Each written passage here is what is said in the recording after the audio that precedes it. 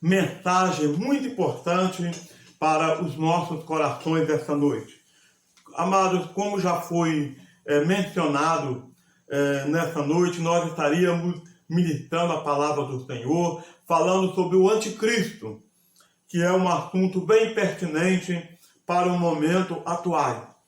Sendo assim, eu vos convido para abrir as vossas Bíblias no livro de 2 Tessalonicenses, no capítulo 2, a partir do versículo 1.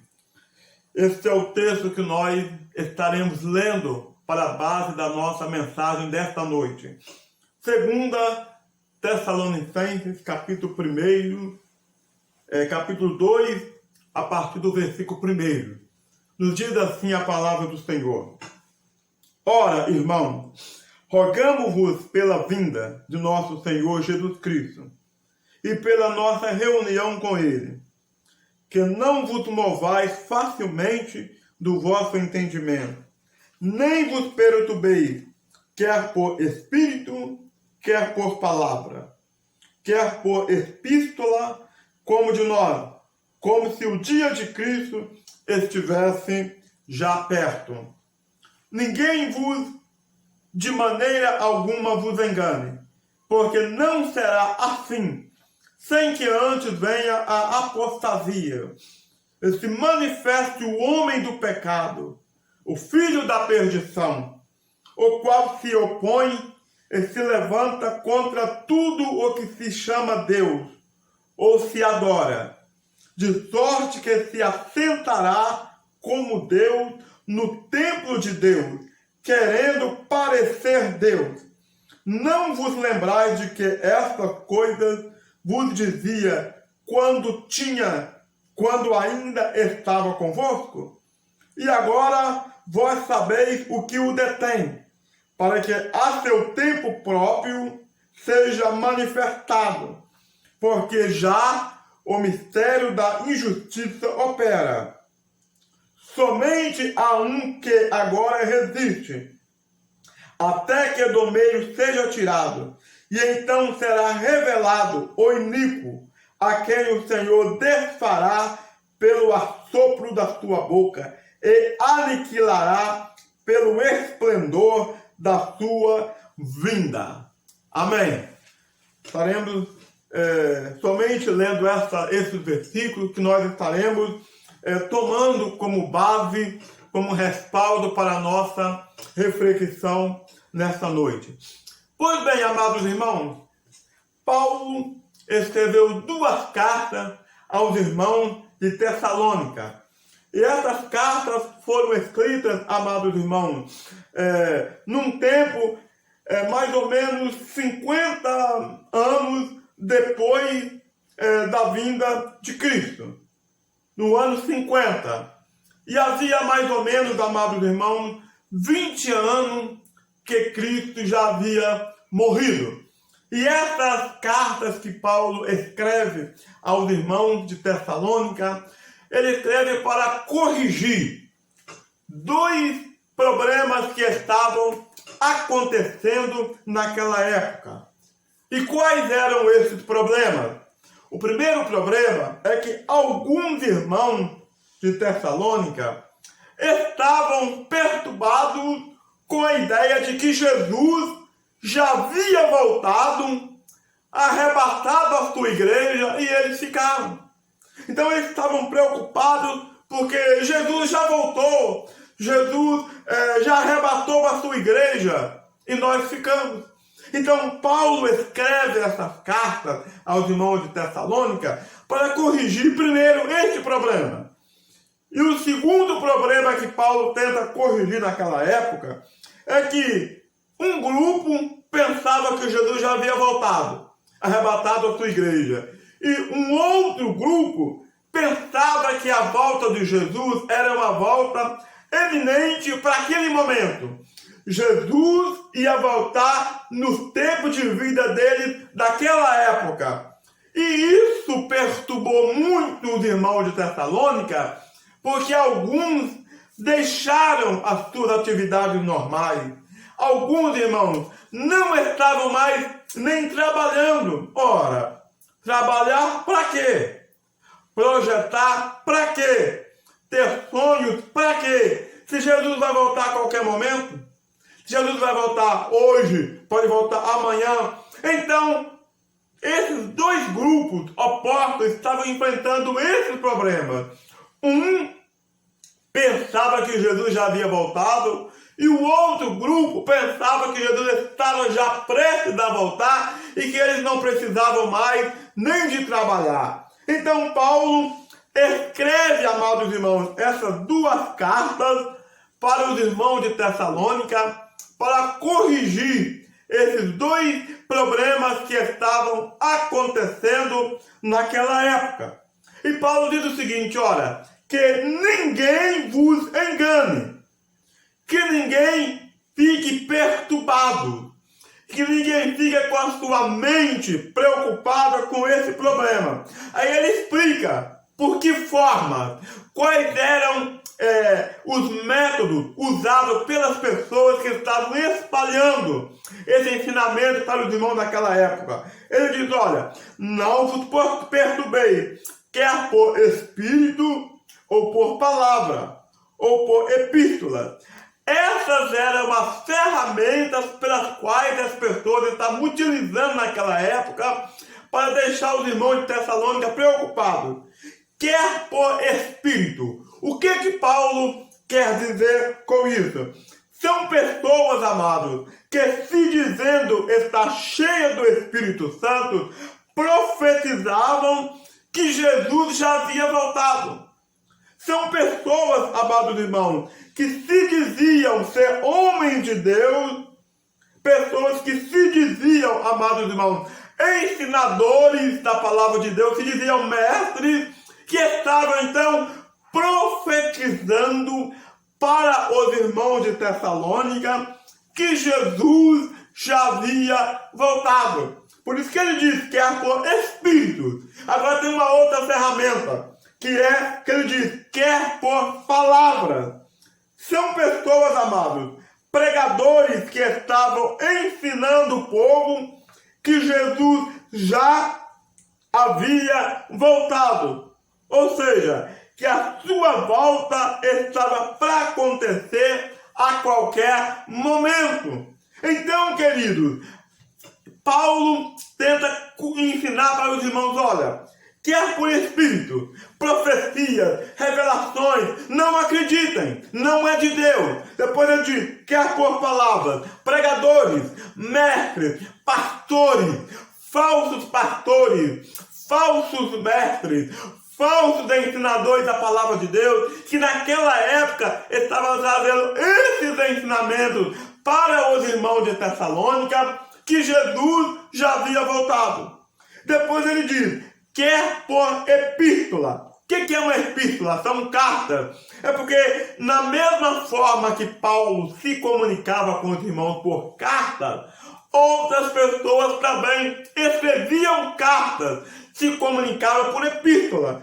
E a história nos informa que naquela época, amado, havia uma carta circulando entre os irmãos, esses ensinamentos. Havia ali uma epístola que estava circulando no meio dos irmãos, que Jesus já havia voltado. Aí não podem ensinar, quer por epístola, por carta, pessoas que estão trazendo estes ensinamentos, olha, não acreditem. E Paulo se defendia dizendo, olha, essas palavras não vieram de nós. Este ensinamento não foi nós que passamos para vocês. Ele está dizendo, olha, Jesus ainda não voltou. Não acreditem, não fiquem perturbados, fiquem tranquilos, porque Jesus ainda não voltou. Então, amados irmãos, Paulo dá para os irmãos de Tessalônica esses ensinamentos. Mas preste atenção no que eu vou dizer aqui agora, amados irmãos. Qual é o grande sinal da volta de Cristo? Existe, amados irmãos, alguns sinais que demonstram para nós muito claro quando Jesus está para voltar, para arrebatar a tua igreja. Veja bem, antes de Cristo voltar, um outro deve aparecer. Um outro deve, amados irmãos, surgir. Sem o aparecimento desse outro, Cristo não volta. Sem o aparecimento desse outro, Cristo não aparece. E o maior sinal para a volta de Cristo, irmão, é que esse outro tem que aparecer.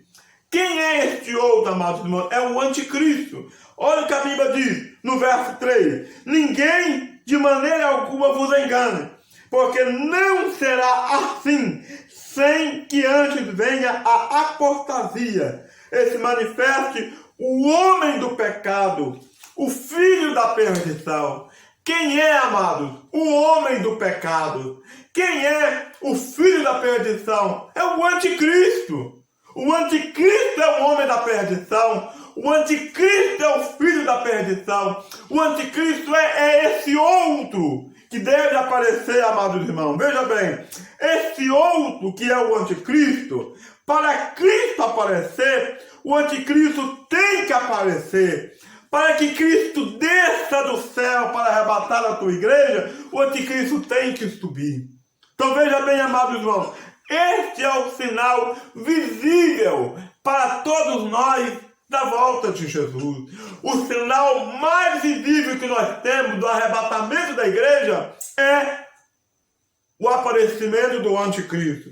Mas o texto também diz que uma outra coisa tem que acontecer. É a apostasia. Cristo não vem sem que antes há uma apostasia. 1 Timóteo 3, versículo 2 diz assim: porque haverá homens amantes de si mesmos, avarentos, presunçosos, soberbos, blasfemos, desobedientes a pais e mães, ingratos, profanos, traidores, obstinados, orgulhosos, mais amigos dos deleites do que amigos de Deus. Esse texto aqui, amado, é o retrato que deve estar o mundo quando o anticristo venha aparecer. É a apostasia. E o que é, amado, a apostasia? Apostasia é um termo abstrato de degradação moral e espiritual que o mundo em geral vai se submeter, que facilitará o aparecimento do anticristo. Ou seja, quando o mundo tiver uma podridão, homossexualismo, blasfêmia, bestialismo, pedofilia, tudo que você imaginar de podre, quando o mundo estiver vivendo uma apostasia total. A apostasia é a maior degradação moral e espiritual. É o abandono da fé cristã consciente. Quando o mundo estiver nesse caos, amados irmãos, o anticristo aparece. E é este sinal, é um dos sinais mais visíveis da volta de Jesus. Lá em Mateus 24 fala de terremotos, guerras, rumores de guerra, fomes, pestes, enganos religiosos, nação contra nação. Esses sinais, eles vão aumentar em números e em intensidade. E eu pergunto a você, tudo isso que já aconteceu, guerras, rumores de guerra, terremotos, falsos mestres, enganos, nação contra nação, tudo isso já está acontecendo há muito tempo. Então, amados irmãos, a apostasia total, que é a maior degradação moral e espiritual, está começando a acontecer. Olha o mundo de hoje. Você se lembra de Sodoma e Gomorra? Como vivia essas duas cidades? Eu queria que você pensasse bem sobre isso e imaginasse, amados irmãos. Será que o mundo hoje não está parecendo com Sodoma e Gomorra? Então, amados irmãos, nós estamos prestes a viver uma apostasia total e geral. Mas analise uma coisa, amado. Quais são as características do anticristo. Como é que ele é? Como é que a gente pode imaginar que é o anticristo? Primeiro, o anticristo, amado, ele é a encarnação do mal, o homem da iniquidade. Satanás, ele é um imitador, ele copia de Jesus da mesma forma que ele veio em carne e se fez homem, nasceu de uma virgem como foi Maria. Satanás vai tentar fazer a mesma coisa. Ele é espírito. Ele vai, amados irmãos, então, assim, encarnar num homem para se tornar carne, imitando o nosso Senhor e Salvador Jesus Cristo. Ele será a encarnação de Satanás, é uma cópia de Cristo, se fazendo carne pelo espírito do anticristo, se fazendo carne pelo espírito do diabo. O homem da iniquidade significa a representação do mal e da iniquidade sem lei, o senhor do pecado. Esta é, amado, a primeira característica que nós temos do anticristo. Segundo, ele é chamado de filho da perdição. Veja bem, Jesus é chamado filho de Deus e o anticristo é chamado de filho da perdição. O anticristo é o filho do diabo. Ele veio só para destruir, matar, roubar. Esta é a tríade do Satanás. Então, a característica dele é, primeiro, imitar a Cristo. Da mesma forma que Jesus veio, nasceu de Maria, se fez carne, viveu entre nós, o anticristo vai se manifestar em um homem. Ele vai, amados irmãos, se fazer carne e viver no meio da humanidade, tentando parecer-se com Deus, imitando o Senhor Jesus. Mas, queridos, olha o que eu vou dizer agora. Quais são as funções de Satanás? Primeiro, é resistir a Cristo. Segundo, se passar por Cristo. Terceiro, resistir à igreja. Então ele veio resistir a Cristo, ou seja, ele vai resistir à obra de Cristo, o Evangelho e a igreja de Cristo. O termo anticristo quer dizer contra Cristo. Tudo que é de Cristo, o Deus da Bíblia, o anticristo vai se opor a ele. O anticristo vai ser contra a ele. Então, amados irmãos, esta é uma das funções do anticristo. Segundo, ele vai se passar como Cristo. Ele vai exigir adoração a si próprio. Ele vai banir as outras religiões e outras formas de culto e criar um único culto a si mesmo. Ele vai, amados irmãos, dizer que ele é o Messias, o próprio representante do próprio Deus. Então, amados irmãos, ele vai se colocar na posição de Cristo. Ele vai assumir, amados irmãos, um culto único, como adoração somente a ele. Esta é a segunda função do anticristo. Mas em terceiro lugar, a terceira função do anticristo é resistir à igreja. Olha só, propagando a iniquidade, tomando o poder da igreja, e vai querer liderar os cristãos, dizendo ser o principal representante de Cristo, o próprio Messias, sobre os cristãos. Sendo assim, vai acontecer duas coisas nessa época. Ele resistindo à igreja, vai acontecer duas coisas. Primeiro, a igreja verdadeira, amado, não se curvará ao anticristo. A igreja verdadeira não vai render, amados irmãos, aos pés do anticristo.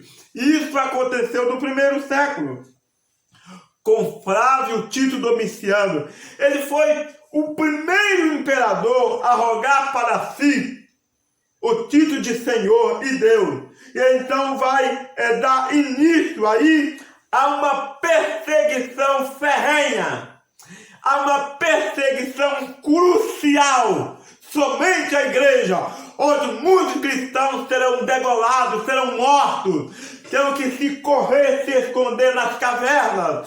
Serão, amados irmãos, será então, amados irmãos, é uma perseguição muito forte e violenta, porque a igreja verdadeira não vai aceitar o domínio do anticristo, não vai render a ele. E segundo, amados irmãos, é que a igreja falsa vai receber o anticristo, vai receber o seu domínio, vai receber o seu senhorio. Então, amados irmãos, esta é as três funções do anticristo: resistir a Cristo, se passar como Cristo e resistir à igreja. Mas, querido, analise uma outra coisa comigo. Quando ele virá? Quando é que o anticristo vai aparecer? No versículo 6 do texto, nós lemos, diz assim: e agora vós sabeis o que o detém, para que a seu próprio tempo seja manifestado. O tempo da vinda, amados irmãos, do anticristo, vai se cumprir toda a profecia escatológica e vai cumprir a vontade de Deus. O anticristo só virá no tempo de Deus. Esse que o detém, nós lemos aqui no texto, são os decretos de Deus, é a soberania de Deus. Existem 8 interpretações para que esse o detém. Quem é que o detém? Nós temos 8 explicações básicas, suposições do que poderá ser esse o detém. Primeiro, esse que o detém, alguns interpretam como o governo humano. Outros dizem, isso é a prisão de Satanás, após a prisão de Satanás. Outros dizem, esse o detém é o Estado judeu. Outros dizem que é o Espírito Santo. E outros dizem que é a pregação do Evangelho. Mas tem outros que dizem que é a providência de Deus. E outros dizem que é a igreja que o detém. Mas outros dizem que é o arcanjo Miguel. Então nós temos, dentro da escatologia bíblica, essas 8 explicações para quem é que pode ser esse que o detém. Mas eu quero dizer uma coisa para os irmãos. A 8ª suposição é que eu fico com ela. Quem é que está de fato detendo, segurando o anticristo? É a soberania de Deus, é a mão de Deus. A mão de Deus está segurando o aparecimento do anticristo. Olha que Cristo tirar a tua mão, o anticristo aparece. Então, amados irmãos, o poder de Deus, a mão de Deus, está de fato impedindo o aparecimento do anticristo. Quando ele tirar as tuas mãos, o anticristo aparece. É isso que vai acontecer. E com isso, amados irmãos, eu aprendo 3 coisas. Quais as 3 coisas que eu aprendo? Primeiro, é que o anticristo está sob o poder de Deus. Ele aparece quando Deus quiser. Na hora que Deus quiser é que ele vai aparecer. Segundo, a outra coisa que eu aprendo é que ele, o anticristo, não tem autonomia total. É Deus que tem autonomia total. Deus é que está com as rédeas na mão, dominando e segurando tudo. Terceiro, a terceira coisa que eu aprendo é que Deus continua sendo soberano até na grande tribulação, até na última metade da semana da grande tribulação. Cristo é o Senhor, Ele está dominando, Ele está segurando, ele está com o governo na mão, não é Satanás, não é o anticristo. Por isso, amados irmãos, eu entendo que o fim se dará no cenário está sendo montado. Guerras está avançando, se intensificando cada vez mais forte. E o terreno principal, amados irmãos, do sinal da figura assombrosa do anticristo está sendo montado. Veja bem, analise uma coisa que eu vou dizer aqui, amados irmãos.